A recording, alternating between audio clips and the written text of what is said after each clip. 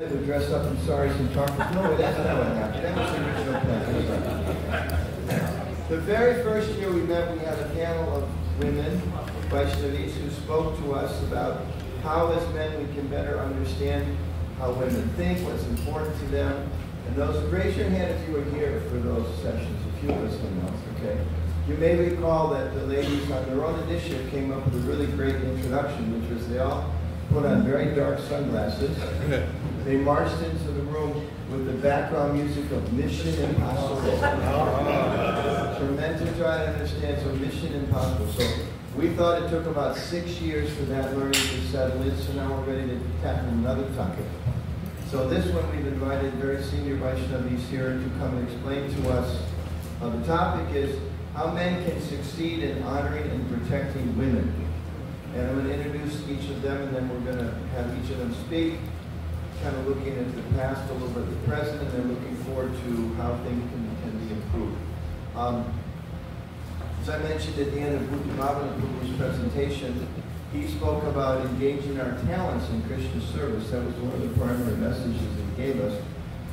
Many of us may not know that in some places in ISKCON, and in some times in ISKCON, if you were in a woman's body, you were prohibited from engaging your talents in Krishna service. Because you were told you were less capable, or you were told it was culturally not possible, or maybe sometimes even people misquoted Srila Prabhupada. And you can just imagine if us, in our male bodies, went to a particular temple and we were told we'd like to do deity worship, or we'd like to cook, or we'd like to have some leadership role, or we'd like to sing, or we'd like to give class, and you were told, Nagakishore Prabhu or Thomas Prabhu, you can't do it because you don't have the right gender body. You're a man, but men are not allowed to do X, men are allowed to do Y, men are not allowed to do Z. How you would feel? Would you feel inspired? So we wanted to kind of bring up this session in terms of, again, to introduce the speakers, what the history has been, what example Prabhupada brought up, and are there maybe things we need to address and try to be better? Okay, so that's the theme of this conversation. So let me introduce our three speakers briefly. I'll begin with Rukmini Devi Dasi, who is one of the most intelligent devotees I know, second your choice of husband. We're not going to talk about that. That's the Praharana Vision team can talk about that. Rukmini Devi Dasi first met devotees of Krishna in San Francisco in the summer of 1968. She was 16.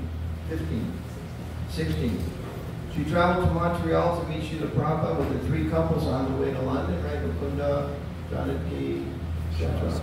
Malati, Guras, Samasundar, and Jamuna. Rukmini was initiated in Montreal at that time. She then served in Boston and New York temples as an artist and then Pujari. In 1972, she was sent by Prabhupada to Mayapur India with a group of other artists to learn the traditional art of putu, or clay doll making. In 1974, the artist returned to the United States, to LA, to create the first American theistic exhibition of Fate, a multimedia museum showcasing Bhagavad Gita, now housed in the ISKCON Temple in LA. Later, she went to Detroit to lead the second one. 1968, we were married. Is Sutari here? 16. We were married 86. Yeah. It seems like 68 months. So 1986. Sutari and I and his wife Rangavati, we were part of they used to do these a lot, 3-couple marriage in Denver. I think it's they couldn't afford the ghee or something.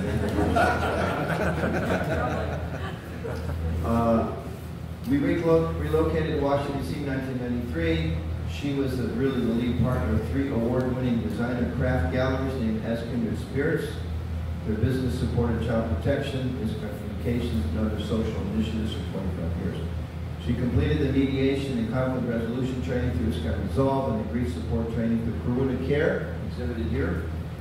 She has also led several grief support groups online. Since 2017, Rukmini's been speaking, teaching, and leading retreats internationally along with our son, the Kirtan artist Gaurvani. She's the founder of the Urban Devi Collective, urbandevi.com, which seeks to uplift the voices of women on the path of bhakti in the 21st century. Let's welcome Rukmini.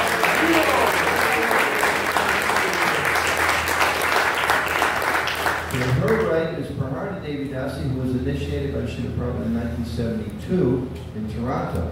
She raised 3 children on her own, worked full-time for 26 years to support her family, and continued to serve this kind in many roles. She's a medical professional, social worker working in the hospital for many years. Professionally, Praharana earned her master's degree in social work and public policy after being a full-time devotee for 16 years. So she went back to college to get those degrees. Yeah, had to. She's kind of had to. We may hear about that. She worked at a large hospital, eventually running a department and acting as an adjunct professor at the University of Toronto. In this country, she serves in Toronto on the board of directors and on the Canadian management team. She has served in North America as director of the Leader Sexual Misconduct Office for 15 years, as a member of the House Division team, and as chair of the North American National Council for 4 years. Internationally, Praharana was director of the GBC Executive Secretary for 7 years, assisting the GBC meeting their goals. She remains a member of the GBC Organizational Development Committee. Let's give Praharana a warm welcome.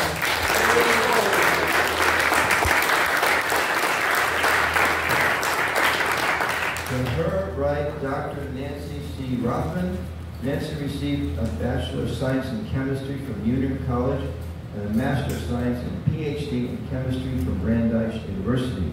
She's been the Division Director of 2 National Environmental Laboratories and is currently the CEO and Principal, thank you. Scientist of New Environment Horizons, Inc., a woman-owned environmental consulting company.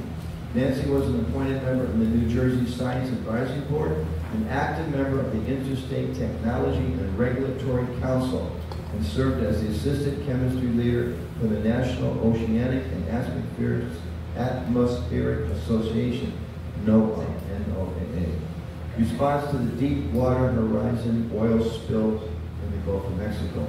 In addition, she has over 42 years of recovery from alcohol and uses her experience, strength, and hope to help others who are struggling in their addictions to change their attitudes and behaviors so they may lead happy and joyous lives. Many of you remember, it was 2 years ago, a whole presentation on addictions.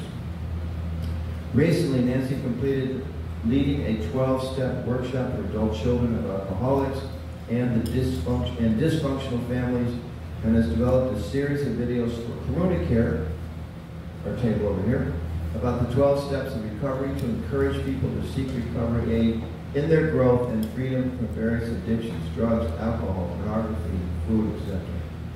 Over the years, Nancy has counseled many women and men who have faced abusive relationships in their families, work, and communities. She helps these people bravely find their voice to face the issues square on, and then helps them to establish appropriate boundaries to stop the abuse. I will just mention we are recording this. We will hopefully schedule sufficient time for question and answers. So if you bring up a particular question, or if you want to share anything personally, please do what's being recorded. So these are things we make available publicly. So for opening remarks, we ask them each to speak about 7 minutes, looking a little bit kind of historically, the first 2 presenters, and then Nancy bringing the professional experience in. Then we're going to come back and talk about where can we go from here, how can we do better, and then hopefully we'll let them time for question and answer. So we'll start with you. You might have to have people write down questions and put it on this. If people want to write down on a slip of paper up. If you have any questions you feel not comfortable asking publicly, we can give them to Dronachari. He's going to raise his hand here, and he'll pass them to me, and then we'll ask those questions. Okay. Thank you all so much. Thank you for the invitation. Thank you for the invitation. The prayers on the piano and the visit.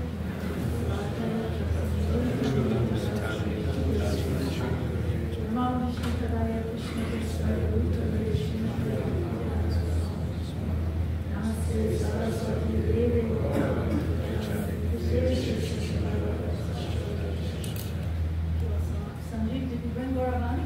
No, I've just messaged him though. Oh, my son is doing it. So I came to Krishna consciousness in 1968. Who can turn the microphone up? Yes. Some local men can do that, or Butter, you okay? I'll speak louder. I came to Krishna consciousness in 1968 in San Francisco.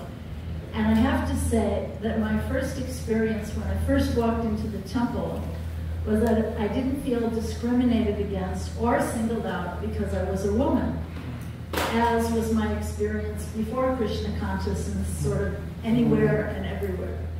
But I have to say, I think most women who came to Krishna consciousness later would say that they had a very different experience. At that time, we were all like a family, all serving together without discrimination. Srila Prabhupada himself called everyone, both the boys and the girls, as he referred to us, initiated and uninitiated. Prabhupada called us all Prabhu. So the question on the table here is, what does it mean to protect women? So I'd like to speak a bit about Srila Prabhupada's example. Srila Prabhupada was conservative in his outlook, but he also encouraged each of us as individuals, careful to fan the spark in each of our hearts so that each of us could thrive and offer our unique gifts to Krishna, whether we were women or men. As a great acharya, Srila Prabhupada carried the tradition of bhakti by his predecessor acharyas in succession. Bhakti Vinod Thakur, Bhakti Siddhanta Saraswati Thakur. But we really need to remember that each of them were innovators in their own era, according to time, place, and with the understanding of the needs of their audience at that time. Somebody wants to come in? She's not allowed because she's a woman. Right. Yeah.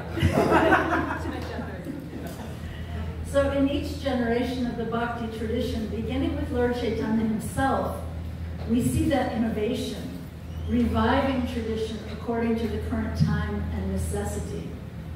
Srila Prabhupada carried tradition and also implemented innovation, and he was criticized for that, even by his own godbrothers.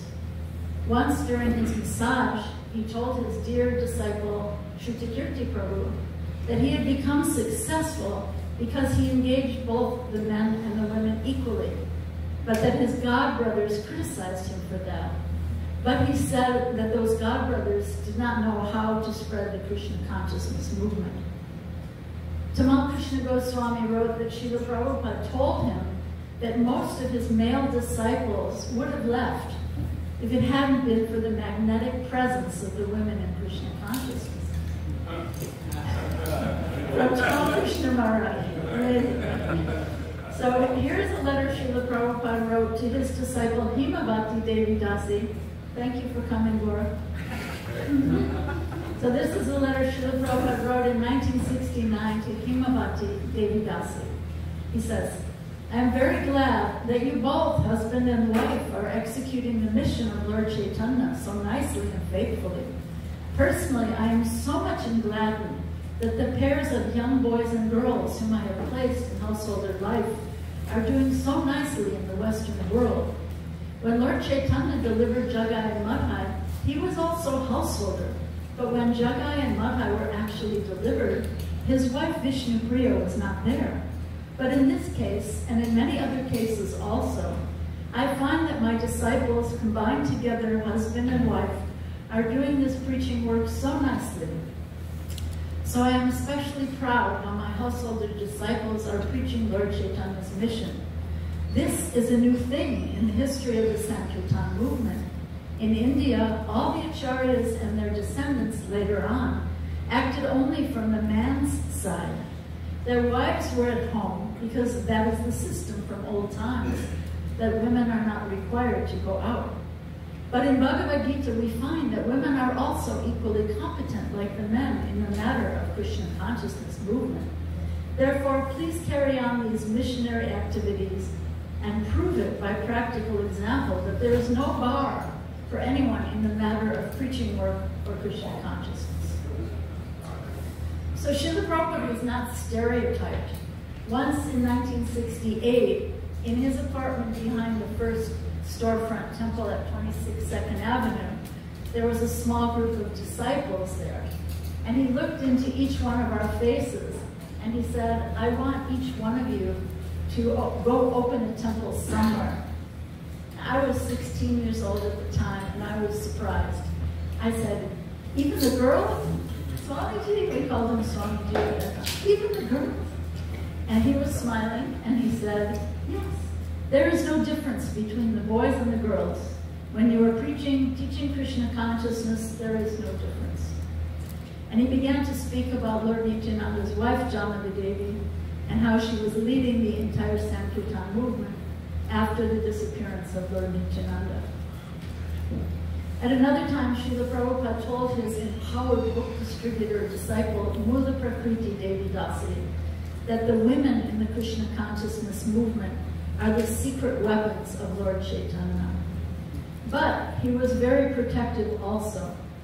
I personally know one god sister, when her husband was not taking good care of her or his own spiritual life, Srila Prabhupada said they should be separated. In this case, the husband was not even being abusive, just lax in his practice and not taking good care of his wife. After a year of separation, Srila Prabhupada asked them to try again. There's one sweet story from San Francisco of my god sister, Saradia. We called her Saradia at that time. She was a pretty young 16-year-old who wanted to stay around the temple and do service. Srila Prabhupada told her that she had to finish high school, but she told him that at school the boys were bothering her. Amazingly, Srila Prabhupada told her to give the boys the address of the temple, and then they would come and see Krishna. Isn't that interesting? He didn't tell her that girls don't need to be educated or that she should just go back and serve at the temple. So these are a few thoughts on Srila Prabhupada's example of how he envisioned protecting women. That is, allowing us to shine and flourish according to our individual abilities and gifts given by Lord Krishna. Thank you all so much.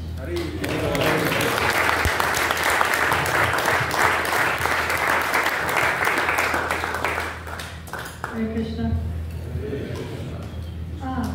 My job's a little more difficult.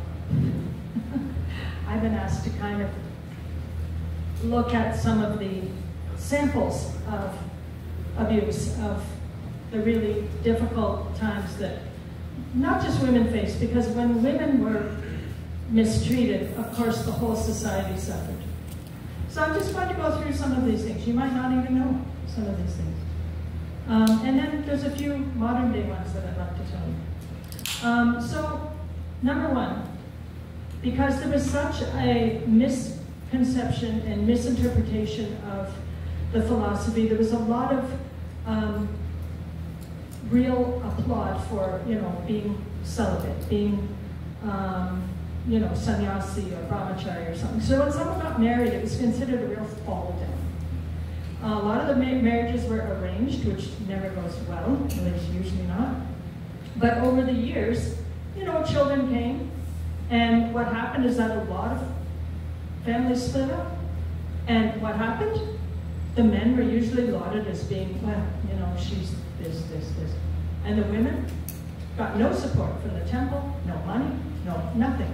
And usually had to fade away on welfare somewhere. Many damaged families, and the whole second generation of ISKCON, as Gordwani was mentioning this morning, really got totally messed up. And that was a huge loss. Srila Prabhupada would have been extremely disappointed. He would have been heartbroken. So many left. There was polygamy for a while. The Gurukulas, you know the stories. Don't have to talk about that. But do you think that didn't affect women? No. Also, the families, the women, lived in very austere conditions. I lived with my children in one room, and my husband lived at the temple, getting all the benefits of that. That was pretty common. The men were celebrated, and the women were found at fault for pretty much everything, because the women had all these so-called problems, less intelligent, untrustworthy, overly emotional, manipulative, all that stuff. stuff. You've read all that. And we were really made to feel it. At one point in Toronto, we were told we had to leave the temple and go rent a place down the road. This is before we were married, because they just didn't want us to see us. This was a Radha Damodar party influence, and it was really nasty. So at that time, we did that, kept doing all the Sankirtan, all the cooking, all the cleaning, everything, sneaking in and out of the temple, hoping not to be seen. Ridiculous. Anyway, that finally went by. I don't know if you know about the Sankirtan parties. How many of you know about those traveling Sankirtan parties of the 70s? Very, very bad. They were women. New Vrindaban was built on the back of these women. They were mistreated terribly. They were not allowed to see their kids most of the time. They were sexually abused. A good friend of mine, Priya, who I love dearly, came back to Toronto, escaped in the middle of the night in fear of her life. She said they weren't even fed properly. They were very abused. And what they did was they collected enough money to build this place. There weren't any big donors, it was the girls. Just so you know. Now they've got the fracking, so things are moving in a better direction. Packets. Anyway, there were other traveling parties. I was on one for a while.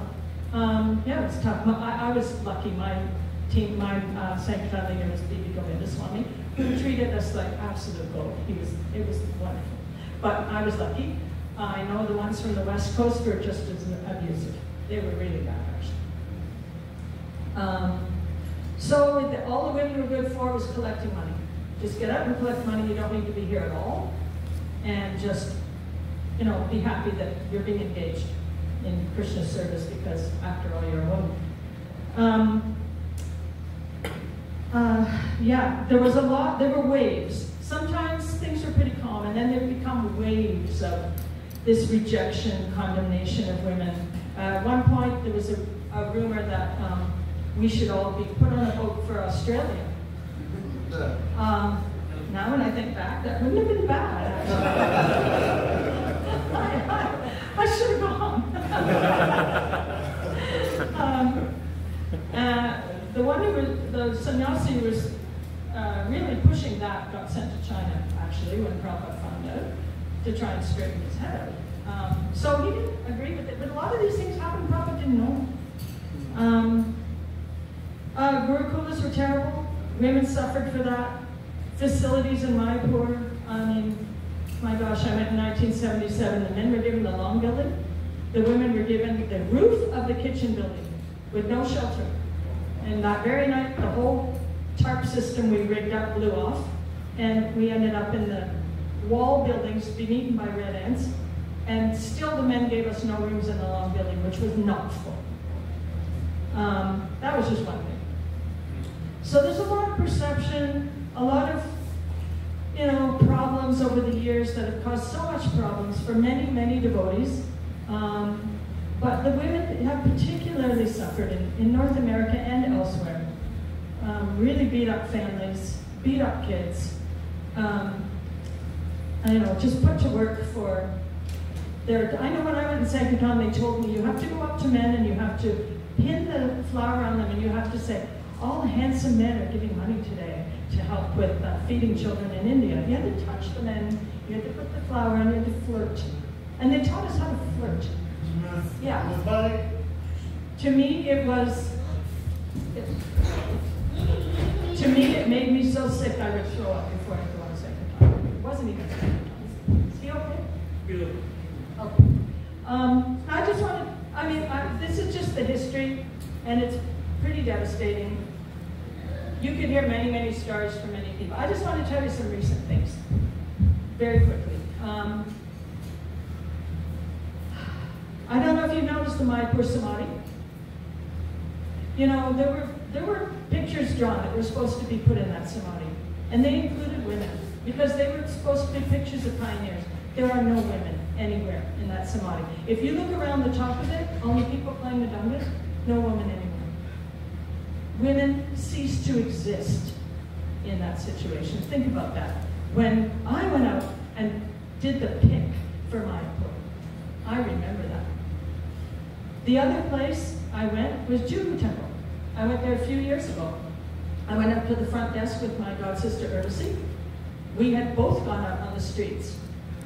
I don't know for how long, doing the pick to collect for that property, all of the things that were going on in Judo. At the desk, there was a life member beside me. He was charged 1,500 rupees for his room. I was charged 4,500.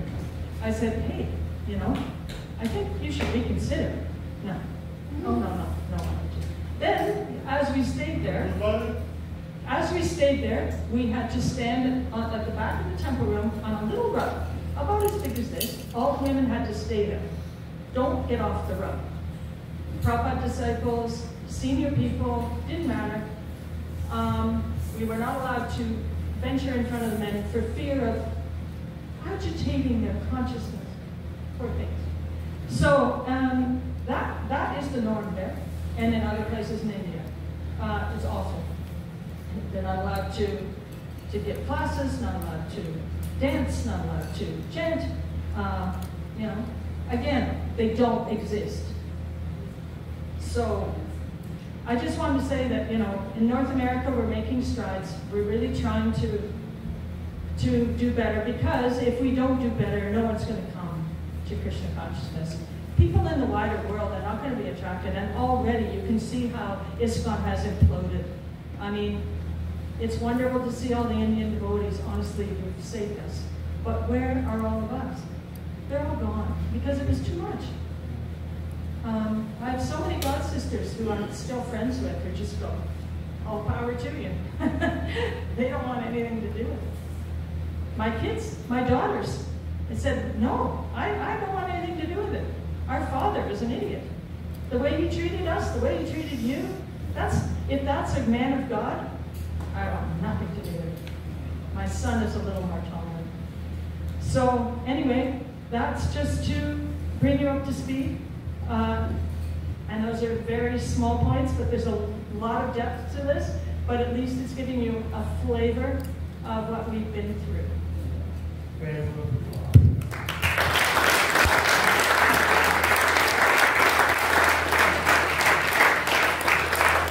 Hare Krishna, everyone. I hope that you could feel that pain.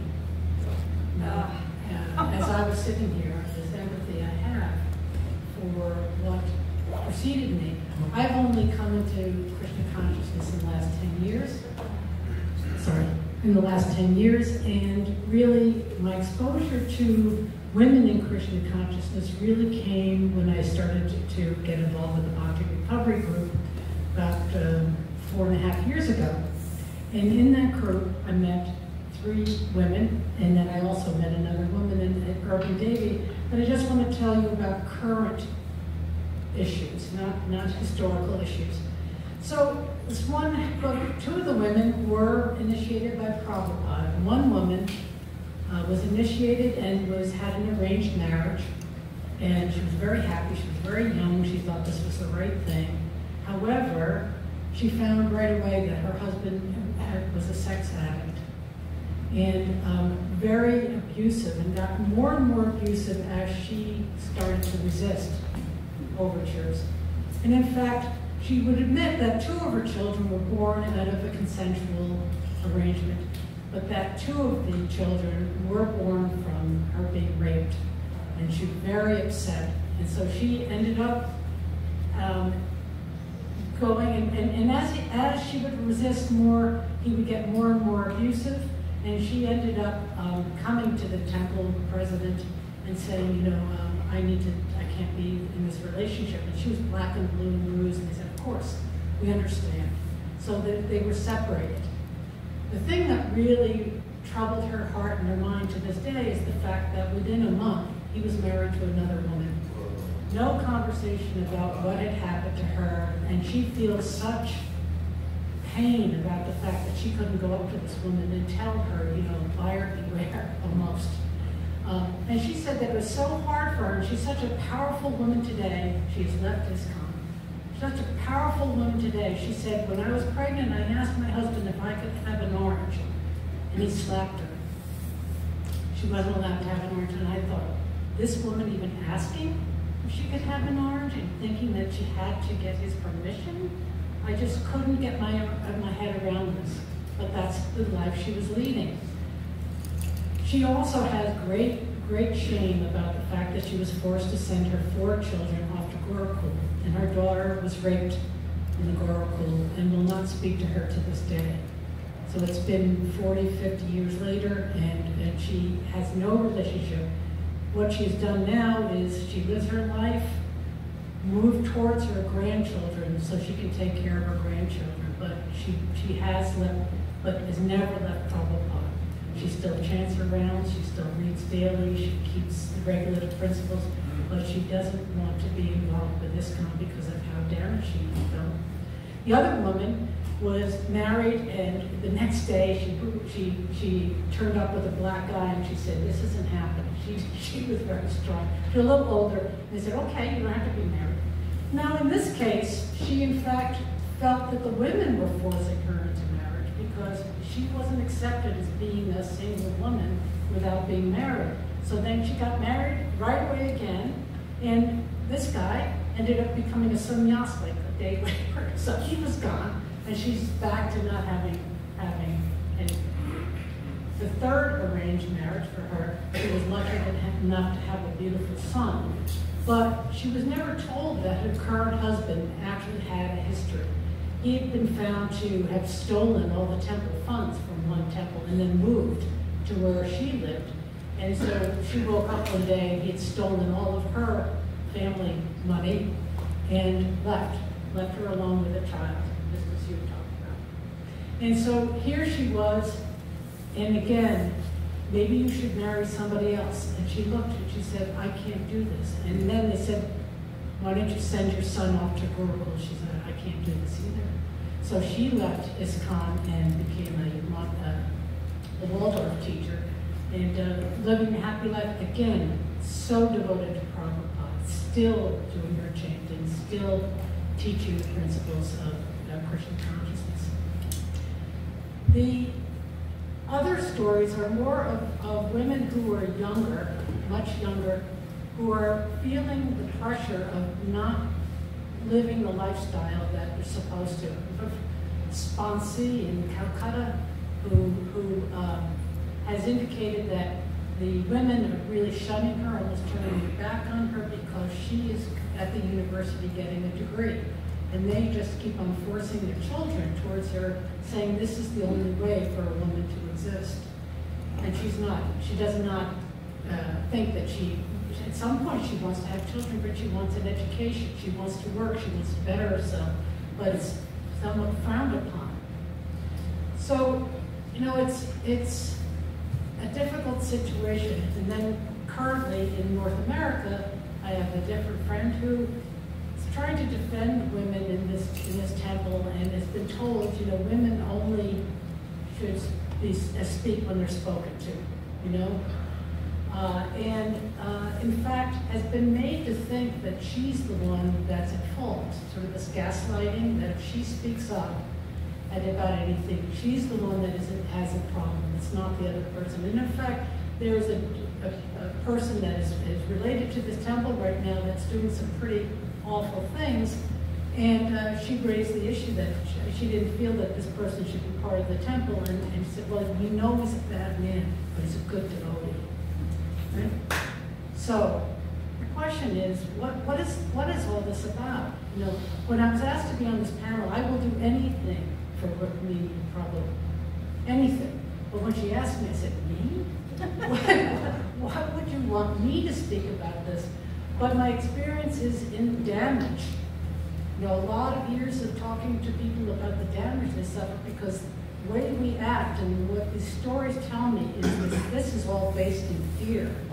There's a lot of fear. Fear of losing prestige, fear of not succeeding, fear of being found out. Yes. Fear of not being successful. And in fact, in the big book of Alcoholics Anonymous, they say fear is an evil and curling thread. The fabric of our lives are shot through with it. So I'm just giving you a perspective because this is not going to be all of our talk is about bashing you guys or ISKCON. So we're going to also be speaking about some solutions that we feel that we can offer, and hope that this will be helpful. Thank you.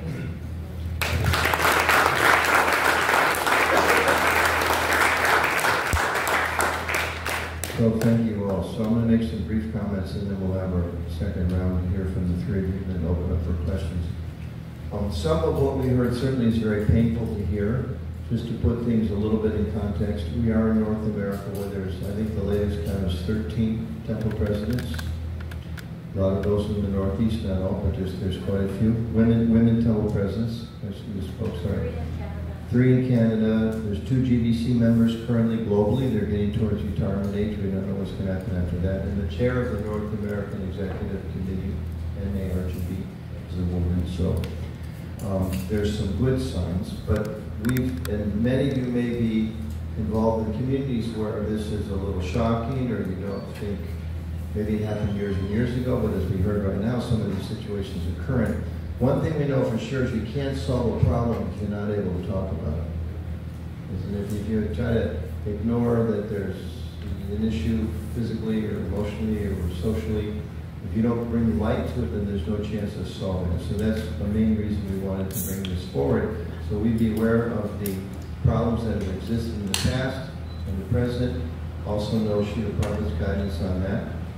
Some of you may be aware in the year 2000, several women senior devotees, Praharana, are you there in my report? I don't think you're in the group. Rukmini, Jamuna, several other senior devotees approached the GBC. Sudharma made the most of the arrangement, spoke in front of the GBC body, explaining some of the things we just heard. At the end of that time, the entire GBC issued a formal apology to the women of our movement, made a statement in the future, we will assure that we provide equal facilities and we take care of the ladies. And still, it's 24 years later, and we're still hearing problems exist. If you'd like to look at ISKCON Communications Journal, did I see J or JBS? One of those two published. ICJ. The ISKCON Communications Journal, we can look up the volume there. Publish that whole thing, all of the statements that were made, and then the official GBC statement, wherein the GBC apologized and said we're going to make sure it doesn't happen again. And we're here in North America. Ours is a global movement. America's got a lot of problems, other parts of the world have their problems, this and that. But it's a fact, historically, most of the social issues that have been addressed by our society started here. This is a part of the world where we put stuff on the table, we try to resolve it, and we set a trend for other parts of the world. We're the first ones to come up with policies on domestic abuse. From there we went to Mayapur and the national headquarters around the world. We talked about it. What's it mean to be a devotee? How do you deal with these types of issues that sometimes pop up? So there are voices in our society today that actively, compared to what we heard here, deny Prabhupada's mood about engaging women, to deny Prabhupada's instructions about providing for women and caring for women, and they continue to minimize women's roles. So we want to talk about, okay, if that's there, what can all of us do? We heard a presentation from Bhuta Bhavna earlier today about circle of concern and circle of influence. So many of us may be thinking, well, I'm very concerned, but what can I do? So individually, maybe you can talk about this, three of what we need to do. What can we do individually? What we can do as a community? Maybe we're in a small temple, large temple, whatever. What can we do to help? What should we watch out for in our own hearts, in our voices, and the tone of our voices, and everything else to minimize this mistreatment? And how can we do better individually and community? That's the question my people asked. So how can we make things better? First of all, we may in our minds idealize Vedic times, but how do we practically engage in bhakti in North America today? Are brahmacharis walking around Manhattan or Toronto wearing tree bark? I haven't seen that. Yeah. Should women be encouraged to jump into the funeral pyre of a deceased husband at the crematorium? Most of you are working professionals, and if you're married, most likely your wife is as well. Many devotees in our communities, both husband and wife, are doctors or IT professionals or research scientists or working at other kinds of professions.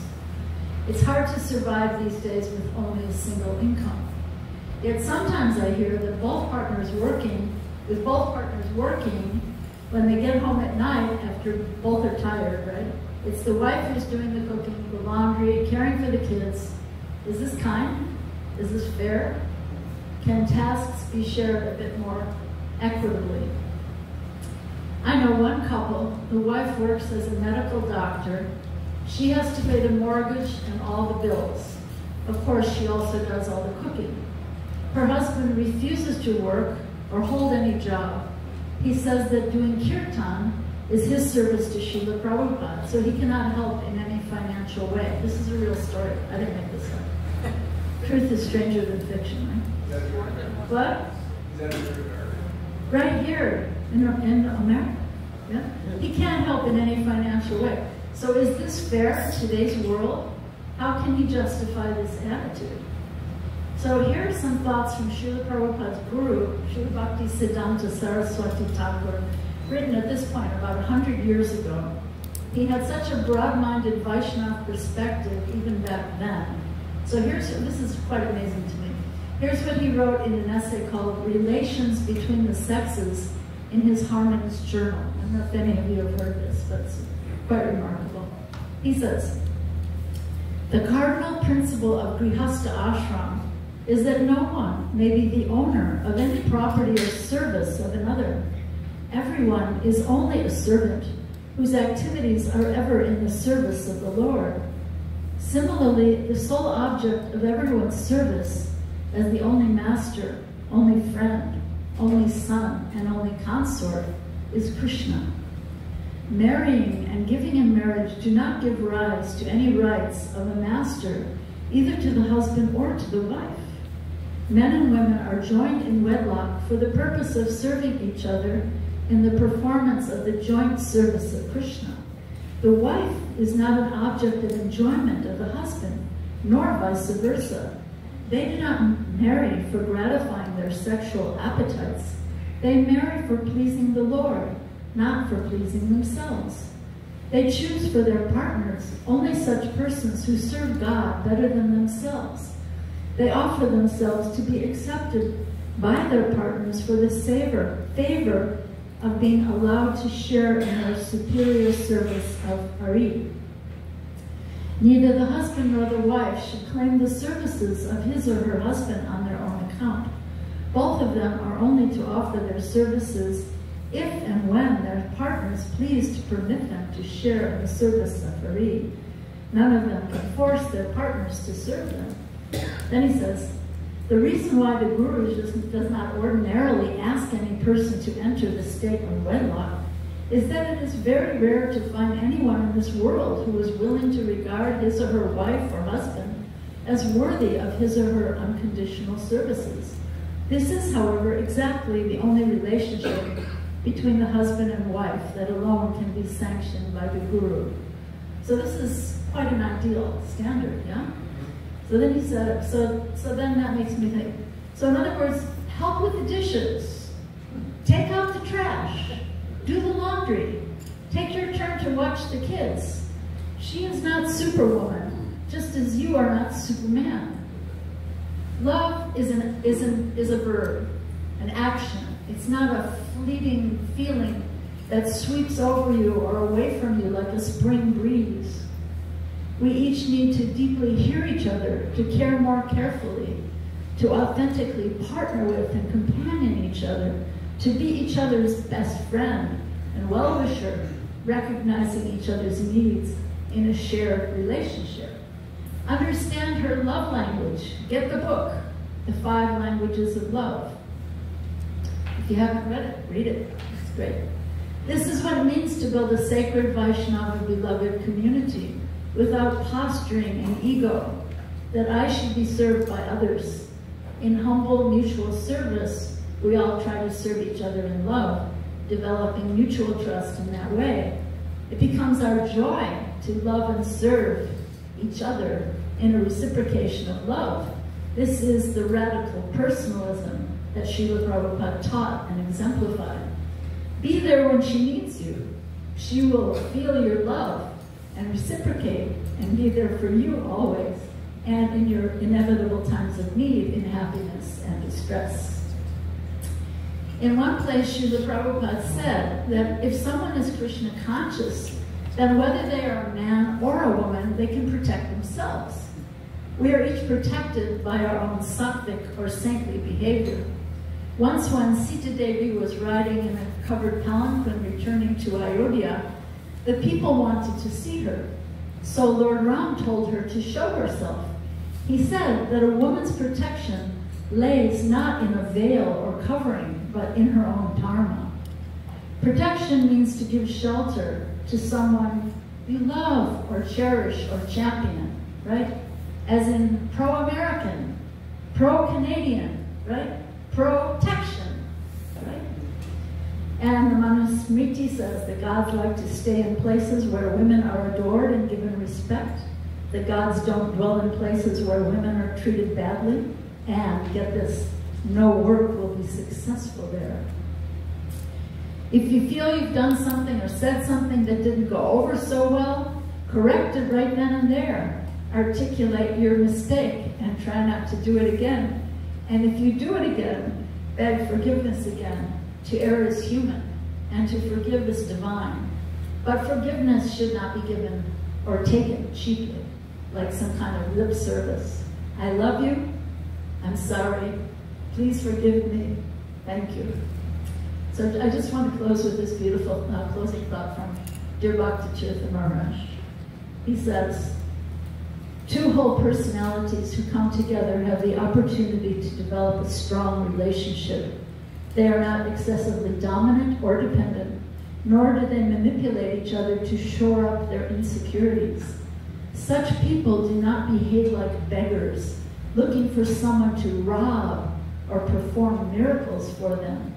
Even if they ultimately fail to attract a partner, they will not feel lost because they appreciate everything that the Lord has done for them. Instead of trying to acquire something for themselves, they will want to share with others. In such a state, they come to resemble, in their own small way, the reservoir of divinity, the Supreme Personality of Godhead, who radiates love to everyone. Beautiful, huh? Bhakti Tirtha Swami. So in conclusion, I would say, what does everyone want?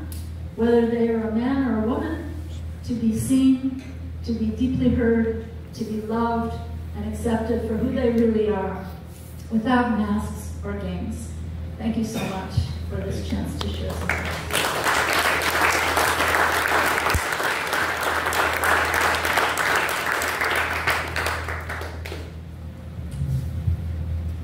I've been involved in a lot of initiatives in North America and improving many social aspects of our society. I just wanted to mention, before I go into some points that could improve things, I wanted to thank Bhakti Marg Swami.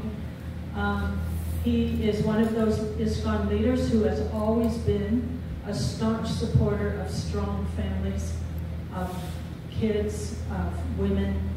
He has no prejudices against anyone and engages everyone according to their service, and that has changed Zone 1 amazingly since he became GBC. It's been a lot of years, but he's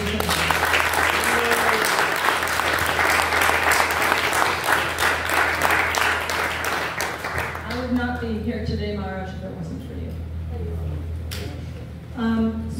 Okay, what can we do? Now, you're probably leaders, or becoming leaders, or you probably have influence in your communities and temples. So make sure that your leaders, like Bhakti Marg Swami, Zonal supervisors, other temple presidents, are doing things that need to be done to strengthen ISKCON. Because if you protect women, if you protect families, you're protecting ISKCON. There's no way around it. So what can you do in your own communities? And how can you encourage your leaders? Number one, protect a woman's right to serve Krishna. Provide her the education, the engagements, according to her propensity and desire. you know how wonderful women are doing so many services. Facilitate them. Give them those opportunities. Let them become better and better. Let them mentor others. This is very important, not only for the temples and communities, it's important for the woman herself. Because everyone wants to give, wants to serve. That's why we're a devotee. But if you're told, oh, you can't do this, you can't do that, because you know, then it hurts the entire community. So please, please, make sure everybody's got service that they really love to do, that they're enthusiastic about, that makes them feel closer to Krishna and to the devotees. Devotee care, karuna care, all these things, women are good at that. Get them engaged. Get them doing child protection. Get them doing all kinds of things in your community to strengthen families. Nice couples that you know who have been married a long time, who are doing really well. Get the Greenhouse Division team in. Get them the mentor course. They can become couple mentors. Couples need mentors.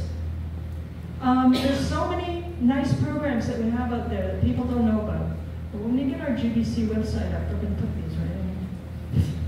Communications. So, that's one thing. Make sure your women are engaged. Because if you don't, you're losing a lot. Facilitate happy family life. Premarital counseling. In Canada, we said, no fire yoga without premarital counseling. That's it. You can do it online. We have wonderful people through the Greenhouse Division team. If you can't do it online, you can do even a secular course. Something. Absolutely necessary. Mentors, marriage mentors, as I say. Courses, children's services. There are many nice courses. You can see the Karuna Care courses. Greenhouse Division team, Uttama and Partha, they have been, I don't know why this is happening. They're traveling all over the world giving courses. In Russia, in Europe, in South America. And I told her, how much are you engaged in North America? Oh, no, we don't get called too much. Why? They're here. They live in Serenogity in British Columbia. They will come and transform your Greenhouse group. They're amazing. So take care of your families. Very important. The temple should be a center of family life. The kids should be protected and happy there. Everyone should feel like it's their place they want to go to be with their friends. Women should be put in leadership positions from the bottom to the top. Women provide a perspective in leadership that sometimes men lack. They have a different way of looking at things. Without women in leadership, you're missing a big piece of very essential management. And their wisdom and their experience and just their, women don't tend to be as into wanting prestige, power, and control. They just want things to be better. Let them do it.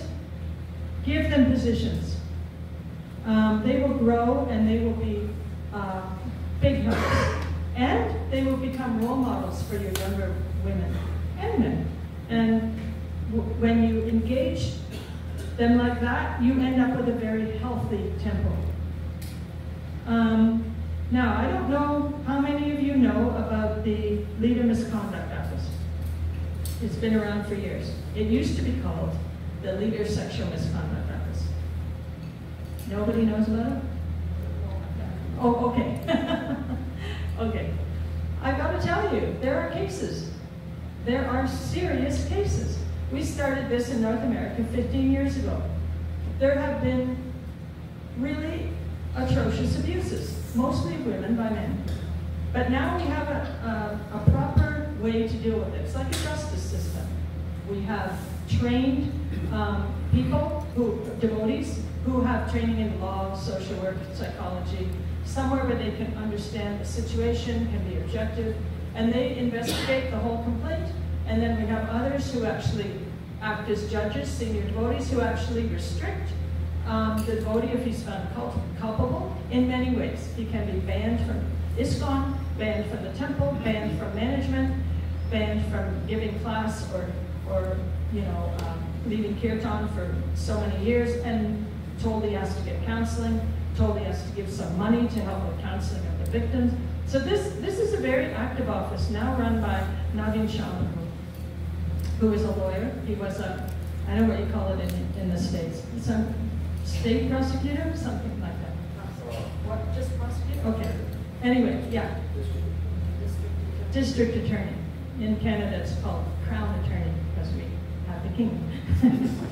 Anyway, so the Leader Misconduct Office is a very essential thing in North America, and is being, unfortunately, there's quite a few cases. So men have to understand, I mean, it's not always men, but pretty much. Men have to understand that when they're in a position of leadership, they have power and control over somebody. They cannot use that or manipulate the people that are vulnerable, that are looking to them for guidance. You know, when you think about your guru, you feel, oh, I'll do anything. Well, you can feel that way about a leader, especially if you're a new devotee, especially if you're a young girl. And that's what happens. And they end up in very compromising situations.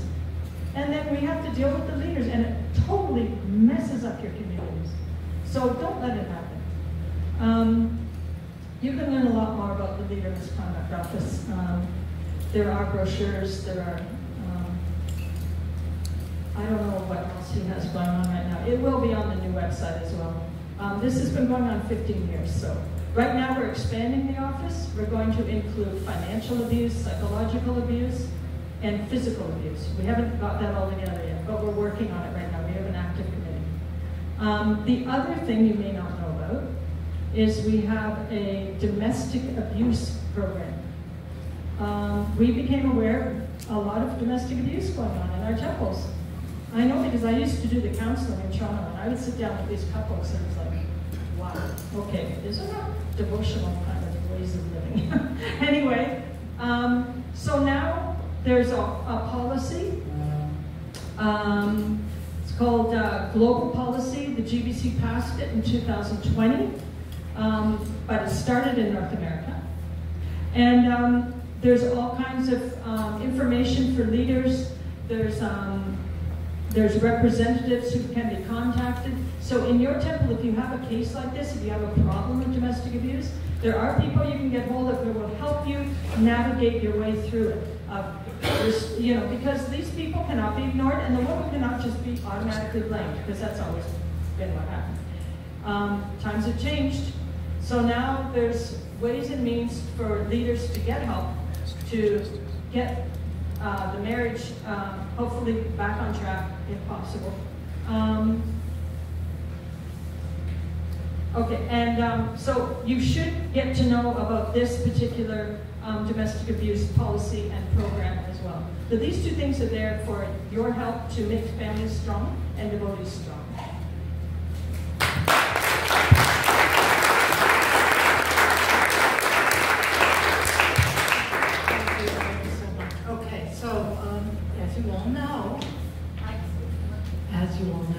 I'm an alcoholic. And for a long time, I thought that alcohol was my problem. Until I realized it was actually my solution. Alcohol was not the problem. I didn't understand that. And in fact, often when we have addictions and abuse, it's the solution to what we're feeling, our fears, etc. So if somebody is gambling or has pornography addiction, has an alcohol or drug addiction, and believe it or not, within ashrams there is drugs and alcohol addictions. It's a solution, and we're like, solution to what? Now what's the problem? And I talked a little bit about it earlier, about the fear that exists. And you say, well, I don't have any fear. Well, you know what? They may not understand that you stopped drinking. Oh, I stopped drinking. Sorry.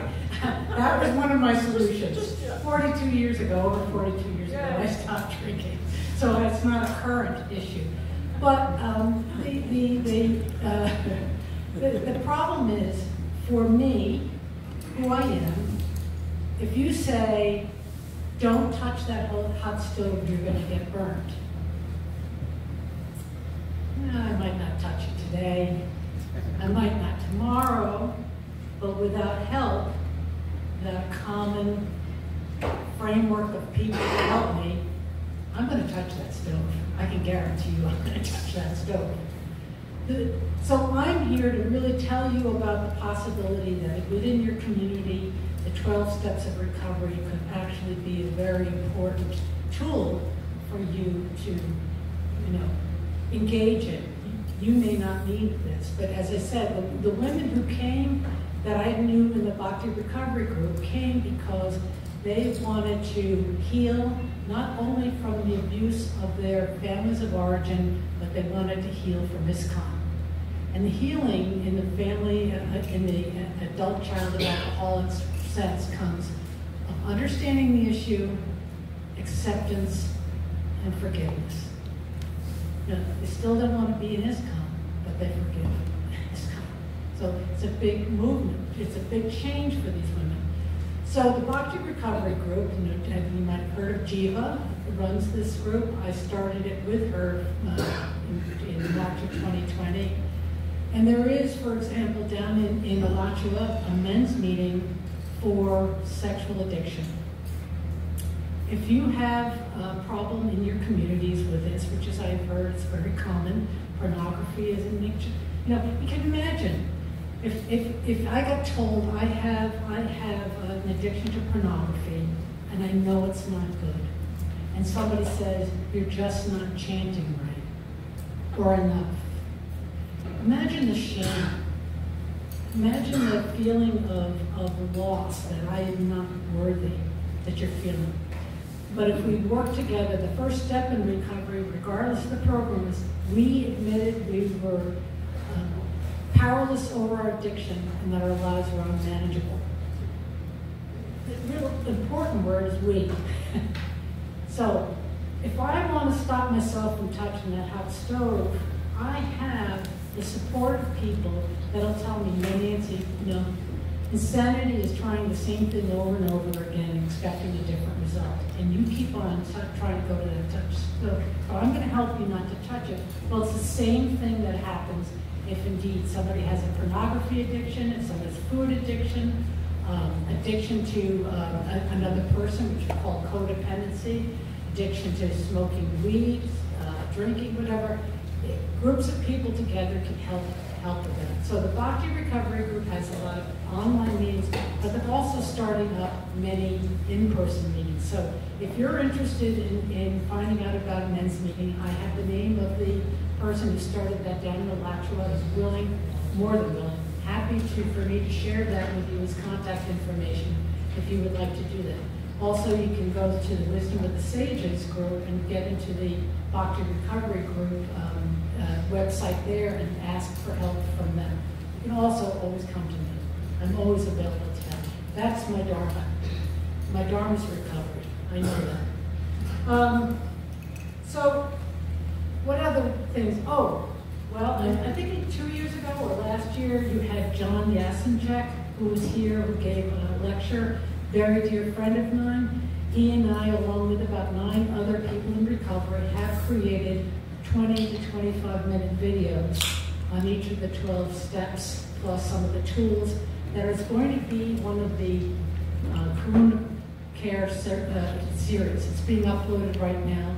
John and I are going to do a podcast to try to advertise it, and it's going to be extremely cheap. But our hope is that people can look at the series of talks, not be fearful about 12-step meetings, and maybe actually go to a 12-step meeting. So, for example, I had the sponsee who was an ACA with BRG, and I said, you need to find adult children of alcoholics, and when I was through the BRG, I said to her, you need to go to an in-person meeting. And she said, I'm in Calcutta, there are no ACA meetings in Calcutta. I said, what meetings are there? She said, well, there's an Al-Anon meeting. I said, Al-Anon has the same 12 steps. Go ahead, go to this Al-Anon meeting. Al-Anon is a program for families of alcoholics and drug addicts. And she came back, she said they were so kind, I felt like I had people to talk to. Okay. So the Karuna Care in-person 12-step meetings, And then I would just close with, the idea of compassionate listening. If a man came to you and said, I have this problem, I bet all of you would stop in your tracks and you'd listen, you'd look them in the eyes, and you'd talk to them about it. Please do that to the women too. They need to be heard, because often what happens is a lack of being able to be heard is our problem. When I was still drinking, I felt like I had a perpetual scream in my head. I didn't know what to do. And if people are hurting in your community, even if they've been abusive, they have hurt their families, their children, their wives, they need to be heard as well. So thank you so much.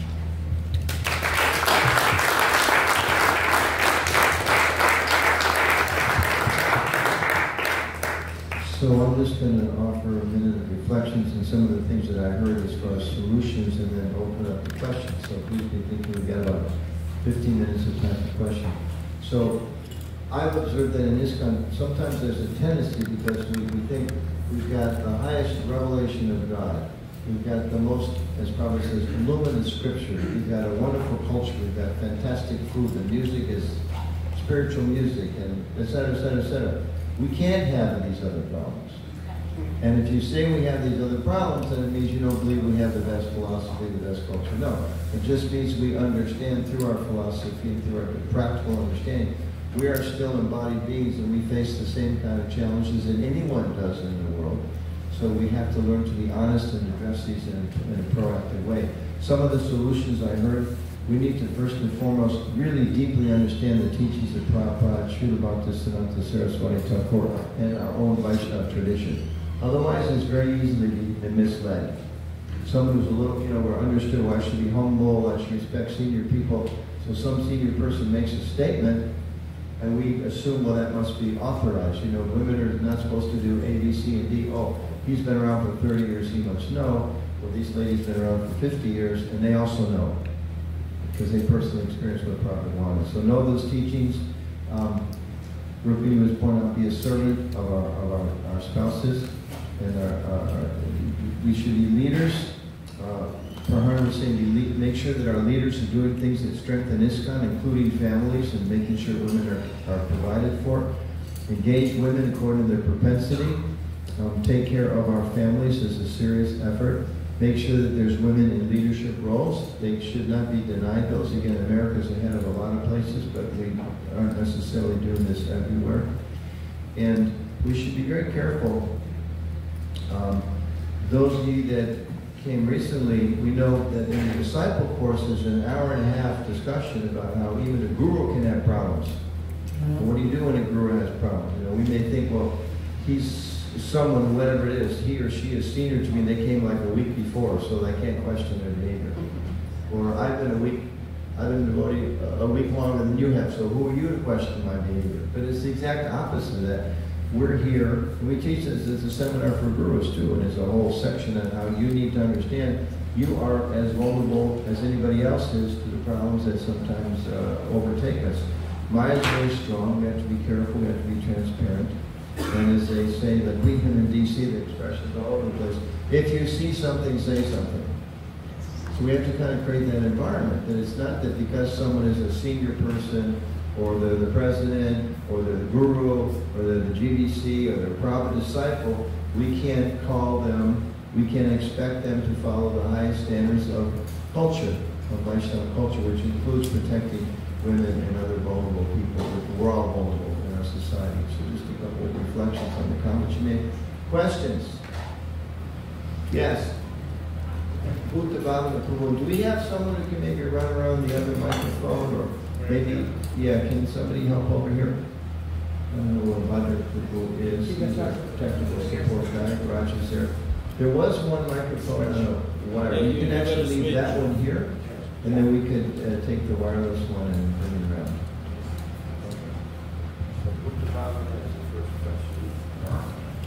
Hare Krishna. Hare Krishna. First of all, thank you so much for a really wonderful and very moving presentation. I wanted to just ask the lady who spoke last, just Nancy, yes. I just had a question about one of the comments you made, so I wanted to just understand more about it. You said even if someone's been an abuser or has done something wrong, so even they need to be heard. So you said also, even if someone's done something wrong and they've actually mistreated others, they also need to be heard. Can you just expand on that, just so we can understand more in terms of the point that you were making? Yeah, the point is that if they're abusive, generally from my experience is because there's fear. That's the basis of a lot of abuse that comes about, and fear of being found out, or fear of not being good enough. It's their own insecurities that are causing these problems. And if indeed they have been abusive, imagine the shame they feel. They know they're not supposed to be doing this, but they're not going to admit it unless there's an open dialogue about, listen, if things are going wrong, speak about it. And when you start to speak about it, especially in a group of other people that might be abusers, you start to realize that maybe there's a need to change. So there's a saying in recovery, if you have a drunken horse thief that stops drinking, if he doesn't change, what have you got? You got a horse thief, right? You don't have, he still needs to have to change. So if indeed somebody is an abuser, they need to change. And there's 12 steps of recovery can help that, because we do a fearless moral inventory of ourselves. But it's very, very difficult if women are objectified. They become the sin, and the man can look at a woman as, you have enticed me, you are therefore the sin, and I'm going to mistreat you. There's so many dynamics there, but they need to be able to talk those things through with other people and get the counseling so that maybe they'll realize they need to change. Does that answer? Yeah, thank you so much for that. And I guess just related to that, how do we understand that dynamic of what you shared in relation to the other side, which is that there needs to be some correction or protection because also the person has mistreated others. So, I want to understand. Well, this would come over to, the other groups that would say maybe there would be consequences for this mistreatment so that another woman doesn't face the same mistreatment.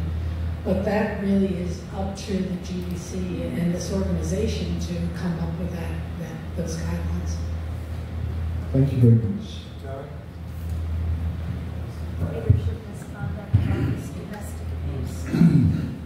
I was listening to Rukmini when she was, I don't know whether it was the first or the second part of what you were saying, and what Prabhupada said to you, I think in Montreal or somewhere, but I was thinking that why isn't those statements that Prabhupada made and enshrined and put in the Constitution of it's Prabhupada's words, Is anybody going to argue with that? There was something about, women can go out and open temples, they can do everything. Why isn't that enshrined? Why are people arguing with that? Yeah, some of these things are so unknown. Govinda Dasi's writing her memoirs. She said that Prabhupada actually she was Prabhupada's secretary when I became a devotee in 1968. And she saw in Prabhupada's own handwriting on his desk, because she used to straighten up his desk. He wrote in his own handwriting that he wanted a couple of women on the GBC. Why? Because he said sometimes women themselves or children don't feel comfortable bringing their problems to a man, but they would feel more comfortable speaking up about their problems to a woman, women and children. So Prabhupada wrote that in his own handwriting. Who knows that? There's another story that there's a beautiful book if you'd like to read or share with your wife. It's called A Bond of Love, Srila Prabhupada and His Daughters. There's amazing stories that would, many of them shocking, really bring tears to your eyes. One story in that book that I want to mention is, because people always say, well, Prabhupada never put any women on the GBC, Prabhupada never had any women temple presidents. So in this book there's a story of a couple. The husband is American and the wife's Japanese. And they went to see Prabhupada in Los Angeles, and Prabhupada asked her, are you from Tokyo? And she said, yes. And he said, where are your parents? And she was really kind of in shock. She said, I don't have any parents. Her parents had deceased. And Prabhupada said, oh, you were brought by the stork? It was pretty funny. You were brought by the stork? You know, but then Prabhupada told them, he said, you should go back to Tokyo and your wife, he said to the husband, your wife should be the temple president in Tokyo. And they thought he was joking. You know, who knows this stuff? So there's so many things. I don't know if there's time. Should I share the story of Calcutta? Yeah? Okay, share another story that I love. This is a first-hand story, someone who was personally there. The temple in Calcutta at this time is still on the same property, but it was very, very crowded at that time. I think, as I remember, you had to walk through the women's quarters to get to the bathroom. It was bad. No, I think it was, yeah. The men had to walk through the women's quarters to get to the bathroom. And it was bad, very crowded. So the men were out on the walk with Prabhupada one morning and just complaining to Srila Prabhupada that we got to get rid of these women. You know, it's very hard for us to be brahmacharis having to look at them. You know, that we got to get rid of them. They should get an apartment somewhere, you know. And the whole walk, Srila Prabhupada didn't say a word. They're all complaining, Srila Prabhupada, this is a big problem here, and blah, blah, blah. And he didn't say a word. So they get back to the temple. Meanwhile, the temple, the women were cleaning the temple, dressing the deities, cooking the breakfast, setting up the temple room for Prabhupada's lecture, doing everything basically, dressing the deities. And when they all came back from the walk, someone opened the door and they said, Jai Srila Prabhupada. And Srila Prabhupada looked at the women, and then he looked back at the men, and he said, but if you associate with these women, you will go back to Godhead. And he just walked off into his quarters. That was it.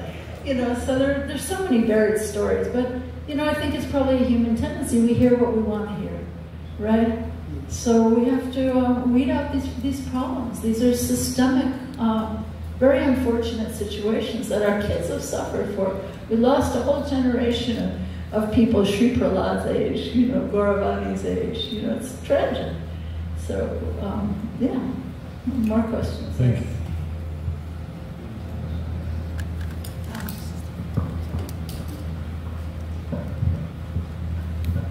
Thank you so much for not only diagnosing the problem, which is very painful to hear. It's like going and finding out you have cancer, but then also giving us solutions to how we can heal the society.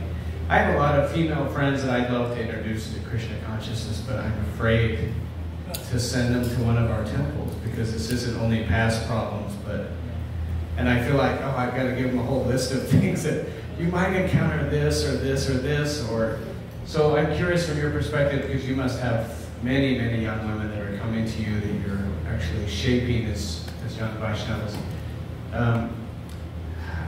What advice do you give them, or do you have some kind of things that you tell them, you may experience this, but don't let it discourage you, or can you give us any advice on that issue?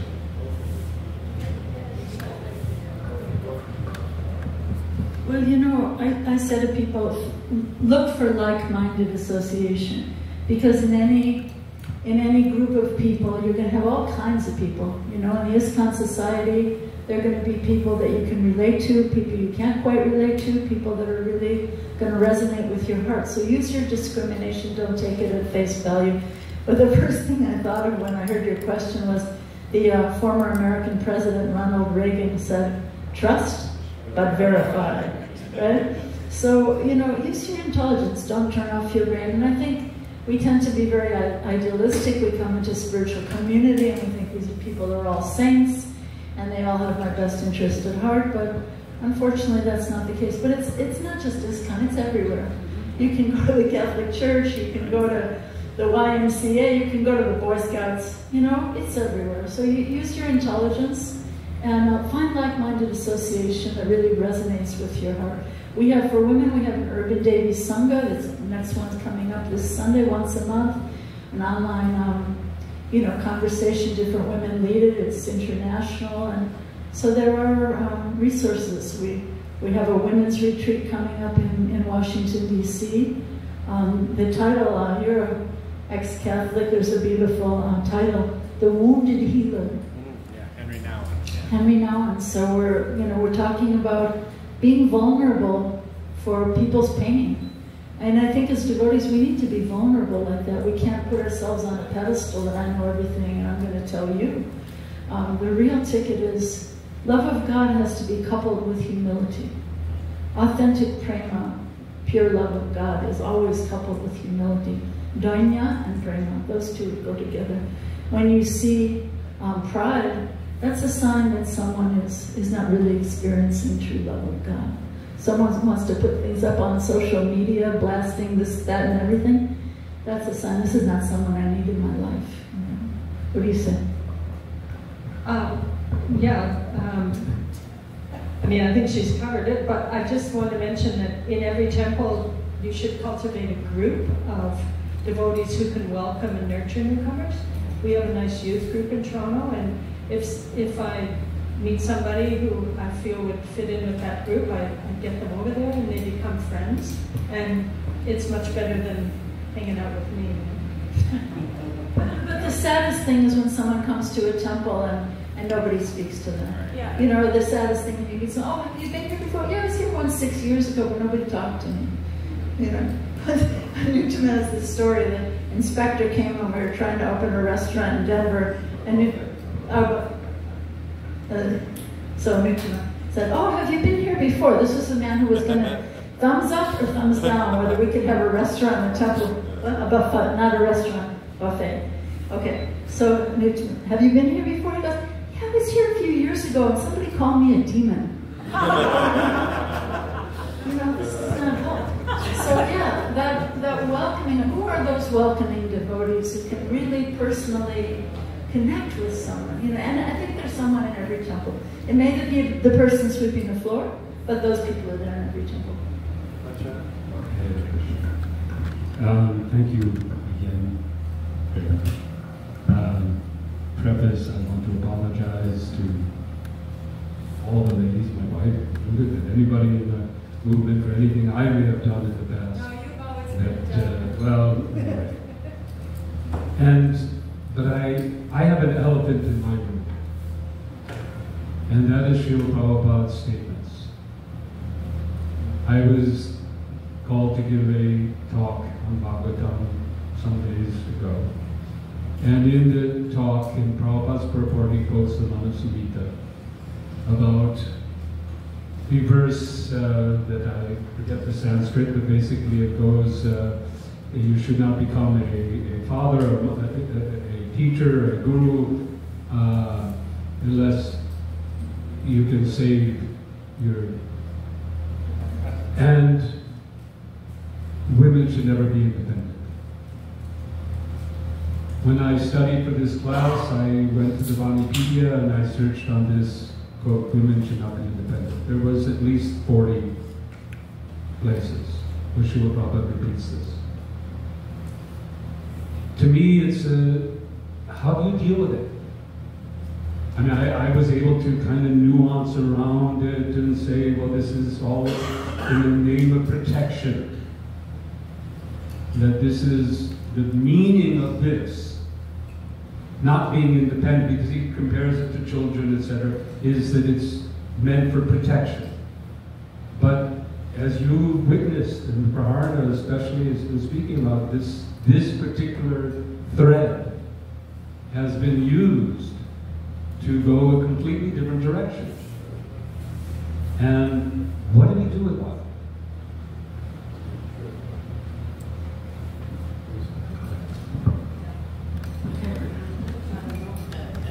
So I would say, first of all, we have to look at the present day context. You know, we hear that. Personally, when I'm sitting in a Bhagavatam class and I hear a speaker say, women need to be protected first from her father, then by her husband, then by her son.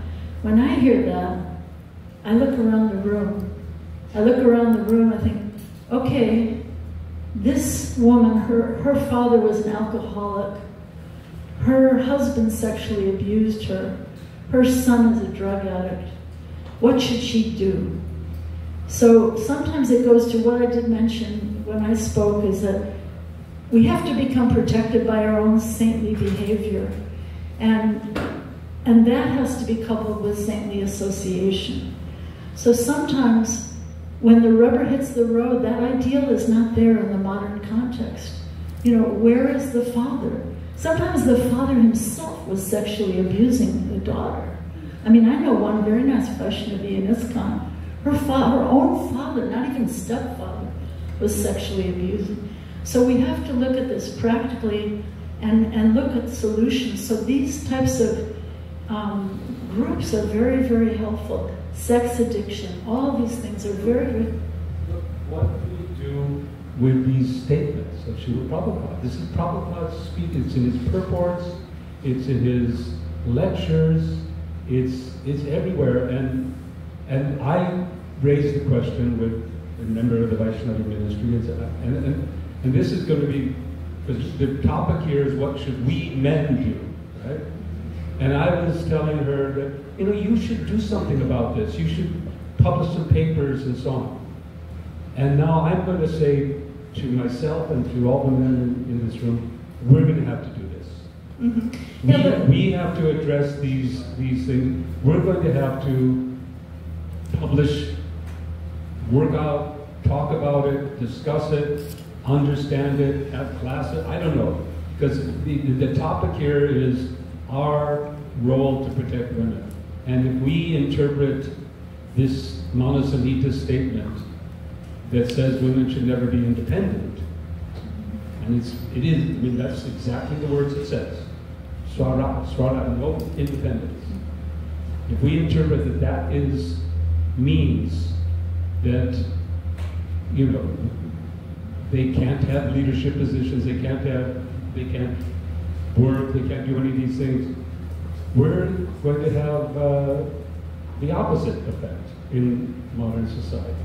But I think I'm just going to suggest that maybe it's time that men step up to this particular issue, take it by their horns, try to deal with it. Men step up, but also I'd say sometimes the best protection for women becomes women themselves. You know, women like Nancy, women like Praharana, you know, women who can be like a real sister. Okay, you don't have a father, husband, or son who's there to protect you, but that association with like-minded women who can help them survive, you know, you have the ability to become whatever you want to be. Do it, you know, for Krishna. And I believe that Prabhupada was an innovator like that, you know. Yeah, I just want to make one comment. I also struggle with this. Women have to be protected by their fathers, then their husbands, then their sons. And they should never leave. Yeah, so let's just do the first half. I think we forget we're supposed to be intelligent people, men and women. Let's ask ourselves, protected from what? Protected from deer that might, you know, hit them with their antlers, or protect them because they can't drive cars, protect them because, what are they being protected from? Let's be honest. From us. Women need to be protected from men. That's what that instruction. So it's not like you have to be protected and I'm so superior. No, you're the criminal, rascal male. We're the criminals. We're the ones that sexually abuse, physically abuse, emotionally abuse, like that. So let's understand the other half of the formula. Women have to be protected from us. Okay? So that's the first. So what are the practical ways of protecting it? Not necessarily say you have to be under the control of men who are likely to abuse you sexually, emotionally, physically, etc. So we need to make sure those folks that present that. And the other thing, just briefly, is a big topic. Are any of us supposed to be independent? Exactly. Where does it say Vaishnavas are supposed to be independent? We're supposed to be totally old men, Brahmins, right? We're supposed to be creating Brahmins. We're also supposed to be protected. You mentioned earlier, Praharana Guru, you're an old man, so they need to protect you. You know, and me, I'm pretty close. It requires some unpacking, you know, because I think when people will read that one half of the sentence and say, you have to be protected, therefore, I'm going to protect you by preventing you from doing service, by preventing you from having opportunities, by preventing you from being educated. That's not protection. That's exploitation. So I think that's the first response. It's really bewildering, especially to women, these statements. It's scary and bewildering. But The way I see it is that we're so far from the ideal. Like, if you had a husband who was a real pure devotee, like married to Bhaktivinoda Thakur or something, you'd probably be happy to take shelter. But we don't have anybody like this. We're dealing with a very imperfect world, and ISKCON, a very imperfect ISKCON. We don't have these skins of perfect Krishna consciousness men. So the women have to take care of themselves. That's the bottom line. Now this might be crazy, but should men be independent? Shouldn't we all be dependent upon Krishna and Radha? Yeah. So the fact that women shouldn't be independent, I think men should not be independent either. So, and also, things emerge and change.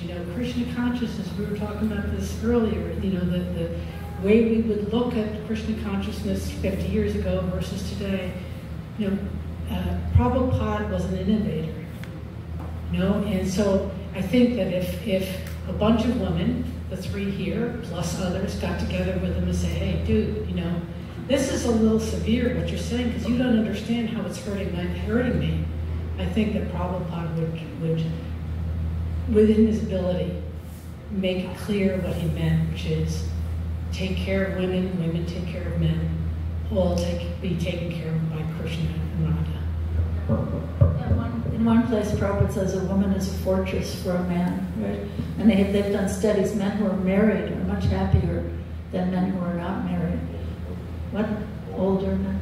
So, it's a partnership. We have to protect each other. And, I think these are very real thoughts.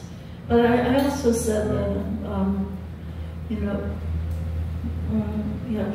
protection means when you're in favor of something, when you cherish something, when you love something, you're pro. So protection doesn't mean like the mafia, where I'm going to smash the window of your shop because you need my protection, right? You got to pay me protection money. It's not like that. Can we take 2 more questions? Is that okay? There's a lot of hands up there. But we also don't want to go too late. Just one sentence I want to read from Prabhupada to respond to. Prabhupada wrote, of course, when woman comes to Krishna consciousness, that position is different. He's talking about protection of women. We are speaking of ordinary women. So when we study things from a material point of view, these things are to be taken care. But when man or woman becomes Krishna conscious, he or she takes care of herself or himself. Arjuna is speaking of ordinary women in the context of protection. So he said this, he's answered it, we just have to know where to look for it.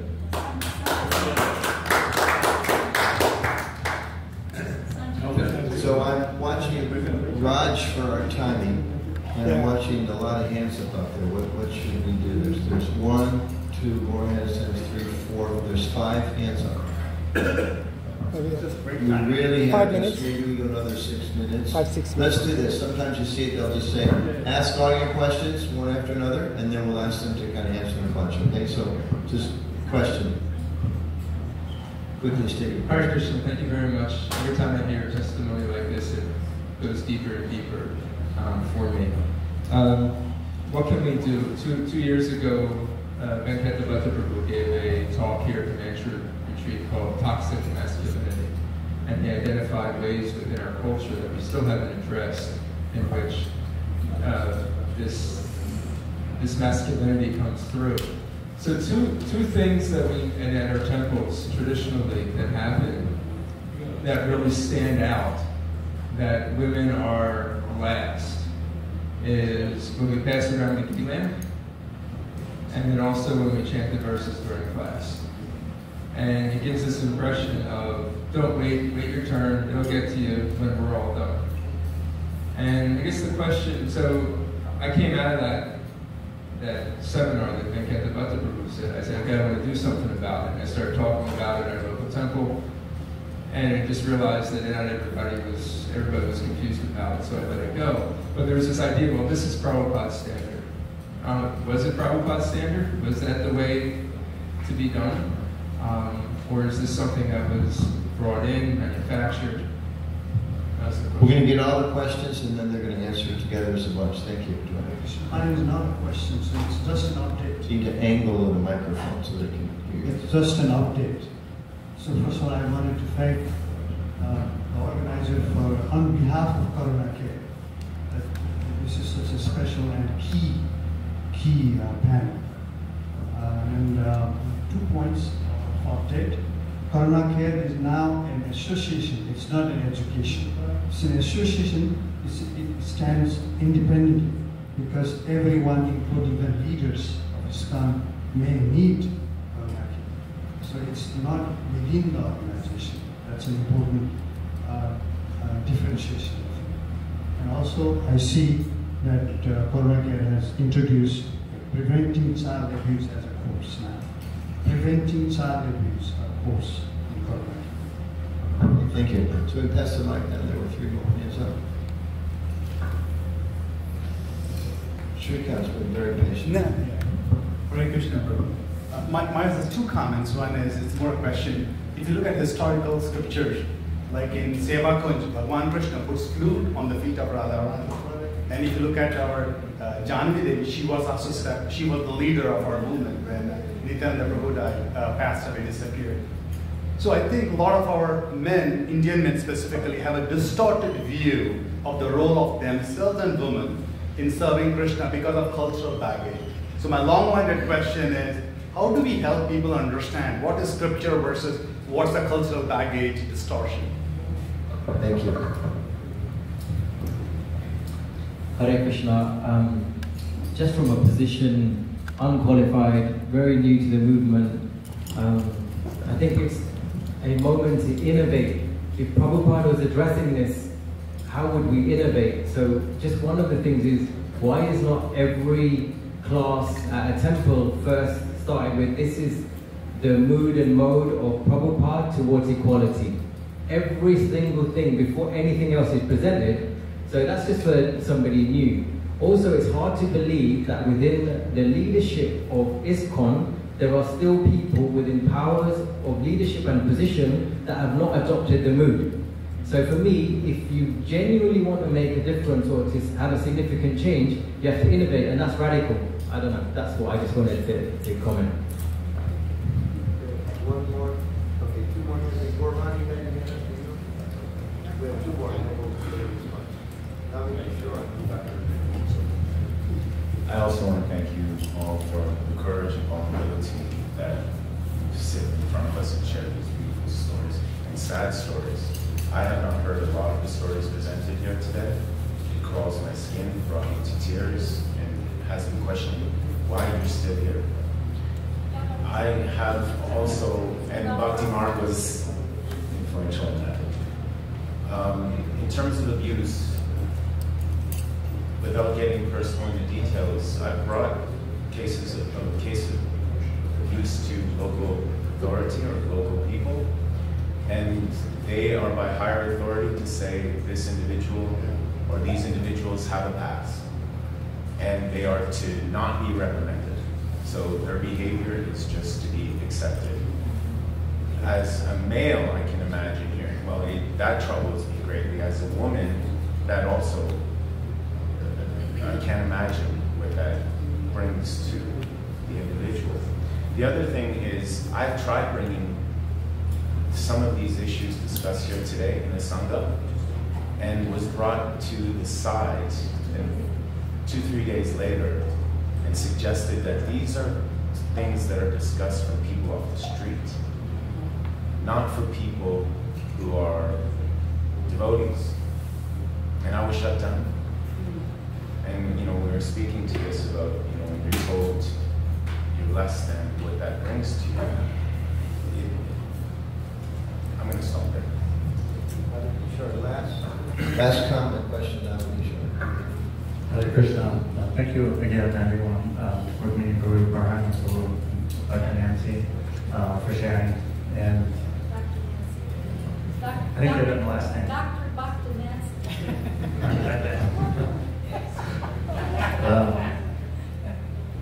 I just want to provide a perspective. It's really unusual, and I'm an at-home dad now, and I think the traditional perspective is that the women are home, they take care of the kids, the man goes out to work, and is the breadwinner. And it's been it's been unique. I think the first time it kind of happened out of I think I went to an at-home dad conference last year. Just because of the timing. Yeah, so I'll make it short. But it's really given me a different perspective of what it was like for women to stay at home, and the perception of a woman staying at home and the amount of work involved that it does to take care of the kids. And I think it's also interesting that I also feel hurt when people tell me that, oh, the roles are reversed. And I'm dad, like I'm supposed to take care of my kids. And I also see how my wife, in terms of equity, wage equity, that with her working and her not making as much as a man, it affects our whole family. And it's interesting just seeing how when you have women, the last thing I'll say is that even though I'm with the kids most of the time, when my wife comes home, the kids want to be with mom, and mom actually works like doubly hard to make up for her guilt for not being with the kids, and also to give me a break as an at-home dad. And so it's just been interesting to see that. Thank you. So we're just going to go down and address some of these questions that you all asked. I want to take the first one on. Nobody gets a pass. Nobody gets a pass. Well, that's bogus, okay? In our society, nobody gets a pass. Just as an example, many of you may know, and hopefully you follow ISKCON News, it was not very many years ago when a sannyasi who practically everybody listened to whatever he said, whatever he did, it was Vedic, it was proper, shut up, don't bring any other questions up, don't question his behavior, was sexually abusing young people, okay? As the head, he was formerly the head of the Gurukul in our international headquarters. He was removed from that position because they couldn't really pin child abuse on him, but they pinned physical abuse. Nobody had any idea what was still going on, but it was. In large part because nobody raised the question, hey, why is he doing that? Why is he here? Why is he spending time with them? So we all, in a respectful way, we create an environment where leaders, and every one of us, integrity, accountability, transparency. Those three things have to be in. If you want to talk to me later about a particular situation of Praharana, please do so. But we have to make sure those things that happens in the material world, that's going to happen in our society, we shouldn't expect we aren't going to have problems, but how we deal with them, that's the important thing, okay? I really think that the quote that Madan Gopal Prabhu read is really key. That Prabhupada says, I'm talking about ordinary women here. And when he has Vaishnavas, men and women should be taking care of themselves by their own saintly, sattvic behavior. So we have to understand Prabhupada's statements in context. And that's the problem when we take one out of context and we get all bent out of shape that Prabhupada said this, what are we going to do with this? Take the whole thing in context, you know? And Prabhupada, yes, was an innovator, and we all come with cultural baggage, you know, whether, you know, I'm from the UK or the US, my dad was a drunk, or I'm from India, my dad used to beat my wife, and that was all fine. I mean, my dad used to beat my mother, and that was all fine in the village. No. You know, we have to act as Vaishnavas, as saintly behavior. And we have many women gurus in our bhakti tradition. Were they under the control of a brother, father, you know, they were women gurus. They were spiritual leaders. So take it all in context. That's important. Just a short little thing that I've noticed over the years. You mentioned about Indian men in particular with distorted cultural views. There's a lot of that propaganda coming from India, and they are trying to infiltrate our temples and our devotees. They're trying to influence the way they think. They're trying to make people in North America think that they have the high road in India, that they know better, and that we're just sort of messed up with the Western loosey-goosey. So you really need to be aware of that. We don't want that here. And they will fall apart over there in time, because when I go to India, I see it's much more progressive than these people are pretending it is. That these women are not going to put up with this. They're not going to get new people. Nobody's going to marry these guys. And honestly, when you look at the second generation of young Indian-bodied people, they're like Canadians or Americans. They're like, they hear this stuff and they're like, huh? No way. So we've got some safety there. But yeah, please be aware, and be aware of who might be vulnerable in your communities to this propaganda silliness that's trying to it's just power, control, prestige. It's the same. It's testosterone. I'm sorry, that's what it is. Do you want to say something? I was just going to say, make sure you avail yourself of all of these tools. The Corona Care, the organization, what's the name? Domestic abuse. Domestic abuse protocol, etc. You know, if you see somebody, a friend that's having problems, just speak up. You know, you can contact them independently, and you know, we need to be activists. We need to be thorns in people's sides sometimes, and it's important to do so. Thanks. I just wanted to say, Srila Prabhupada went back to India in 1970, and there were these gigantic Pandal festivals of 25,000 people in Mumbai, Delhi, Calcutta. Prabhupada had Yamuna Devi, of course she was doing arti, she was leading the kirtans, and Himavati was speaking. Why did he do that? Why don't people see that? They think, oh no, this is India, you know? But that's what Prabhupada did. He wanted to basically blow their minds, you know? These women, as he wrote in the letter I read, these women are as good as their brothers for preaching Krishna consciousness. And Anitama Prabhu wanted me to address your question.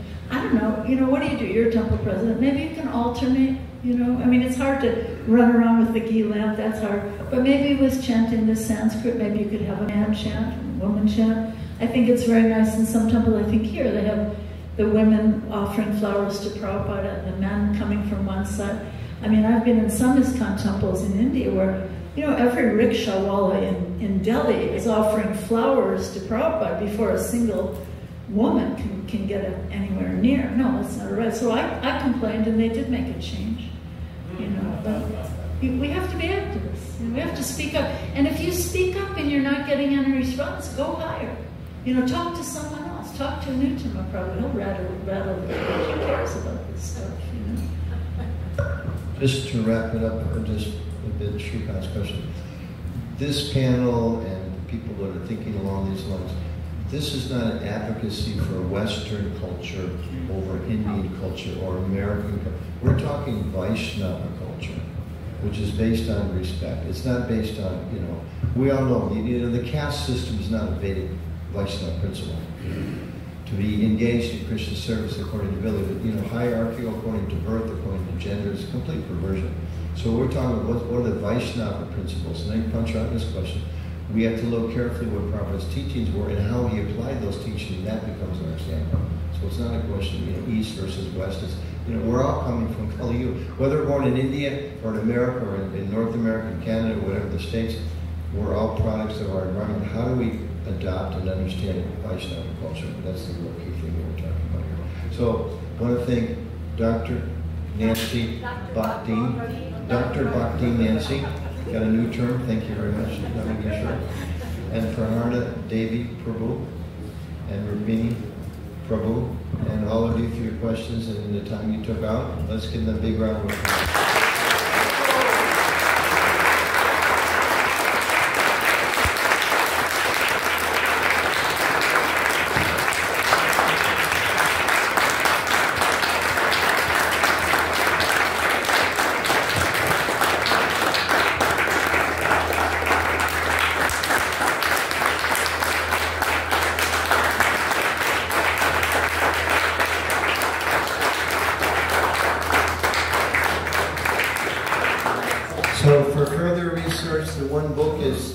Of course, there's the ISKCON Communications Journal. Mohan's going to look up the particular article you look online, and we can make Managopal. And the book, the bonds that. Bonds of Love. Bonds of Love. Srila Prabhupada and his daughters. I believe you can get it on Amazon. Beautiful. And Madan Gopal Prabhu, please share that quote because that's so important. I put on change the roll on the petition. So it is now. We went a little later. But we have right now scheduled either or to go up a really special